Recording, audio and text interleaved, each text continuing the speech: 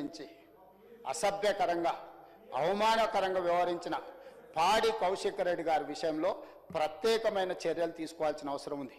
ఈ rule book అధ్యక్ష, rules of procedure and conduct of business in the Telangana legislative assembly, నాకు తెలిసి 2015లో హరీష్ రావు గారు లెజిస్లేటివ్ అఫేర్స్ మినిస్టర్స్ ఉన్నప్పుడే తెలంగాణ రూల్ బుక్ అమెండ్ అయింది.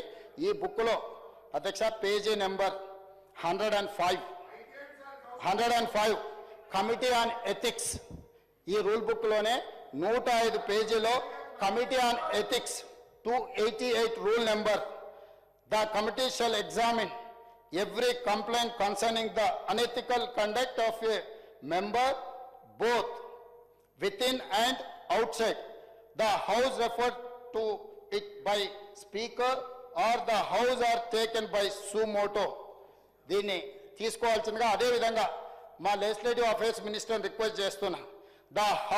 దీంట్లో sub class 289 sub class 2, the house may also refer complaint for of unethical conduct of a member on a motion to the committee for inquiry and report.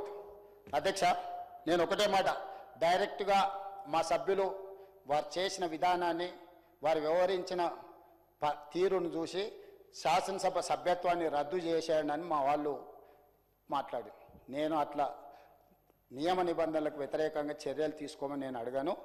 ఇది committee on ఎథిక్స్కి వారి వ్యవహార శైలిని, ఈ సభలో అన్ని కెమెరాలు ఉన్నాయి, ఈ కెమెరాలలో వారు వ్యవహరించిన తీరు మొత్తం రికార్డ్ అయింది.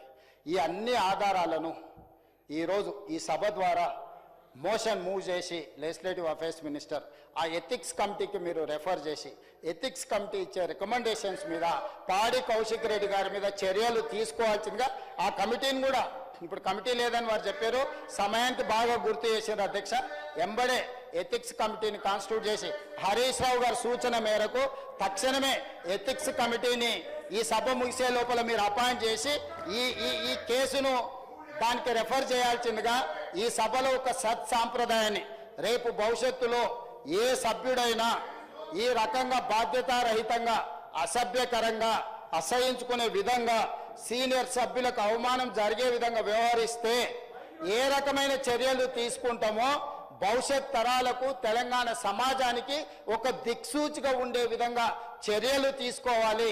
దయచేసి మళ్ళొక్కసారి నేను తమరికి విజ్ఞప్తి చేస్తున్న అధ్యక్ష, సభానాయకుడిగా బీఆర్ఎస్ శాసనసభ్యులు సీట్లలో కూర్చొని సహకరిస్తే తమరి విజ్ఞప్తి మేరకు సభలో కొనసాగించండి.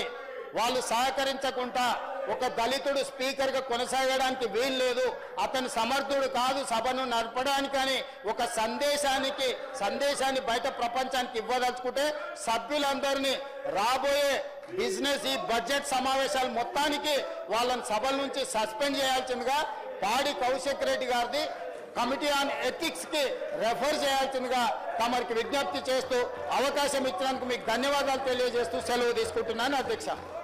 కడియం శ్రీహరి గారు కేసీఆర్ గారికి సరిసమానమైన ప్రజా జీవితంలో నుంచి వచ్చిన ప్రజాప్రతినిధి. ఎవరు కూడా నేను ఆన్ రికార్డ్ నేను చెప్తున్నా, కడియం శ్రీహరి గారి నిబద్ధతను నిజాయితీని ఈ దేశంలోనే ఎవరు ప్రశ్నించజాలరు. నిజాయితీతో కూడుకున్న నిక్కచ్చిగా వ్యవహరించే ప్రజాప్రతినిధి. ఎన్నో మంత్రి పదవులు చేపట్టిన అవినీతి మచ్చలేని మంత్రిగా పనిచేశాడు. ఒక సీనియర్ లెజిస్లేటర్ను పట్టుకొని అధ్యక్ష, రాజకీయంగా వాళ్ళకి ఏమైనా అభిప్రాయం ఉండని, రాజకీయం పట్ల వారికి ఏమైనా వ్యతిరేకత ఉండని నేను ఇవన్నీ మాట్లాడదలుచుకోలే. నేను ఒకటే అడగదలుచుకున్నా హరీష్ రావు గారిని, కేటీఆర్ గారిని, మీ సభ్యుడు వ్యవహరించిన తీరును మీరు సమర్థిస్తున్నారా? సభలో ఈ రకమైన వ్యవహార శైలి ఈ సభకు మంచిదా? ఒక సీనియర్, అతను దళితుడా, అతను గిరిజనుడా అనే నేను ప్రస్తావిస్తలేను. అతను ఈ సభలో నాకు తెలిసి చాలా సీనియర్ మోస్ట్లలో 3-4 తీసుకుంటే కడియం శ్రీహరి గారు ఒకరు. వారి సీనియారిటీ, వారి అనుభవము, వారి నిజాయితీ, వారి చదువు ఈరోజు అక్కడ నిలబడి ఒక సూచన చేస్తే ఇంత అసభ్యకరంగా, ఇంత అసహ్యకరంగా ఎవరైనా వ్యవహరిస్తే ఈ వ్యవహారాన్ని హరీష్ రావు గారు, కేటీఆర్ గారు సమర్థిస్తారా?